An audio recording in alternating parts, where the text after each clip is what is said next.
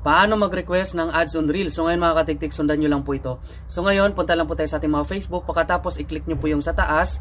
Pagkatapos po, click nyo po itong professional dashboard po dyan. Okay, pagkatapos po, scroll up lang po natin. Ayan, scroll up lang po. Tapos, i-click nyo po itong monetization tools po natin dyan. Tapos ito, screenshot po natin. Ayan. Pagkatapos po, i-click nyo po itong ads on Reels. Tapos, i-screenshot din po natin ito.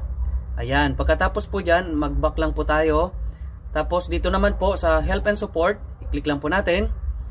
Okay, tapos, support inbox po. Ayan. Pagkatapos po dyan, your alerts. Ayan po. Tapos ito, screenshot din po natin ito mga katiktik. Okay, back lang po natin. Okay, pagkatapos po, i-click lang po natin ito. Ayan. Tapos, i-click po natin itong 3 dots po sa side. Ayan po. Tapos, dito sa baba, makikita nyo po yung link. Ayan. I-copy link po natin kasi mahalaga po yan mamaya.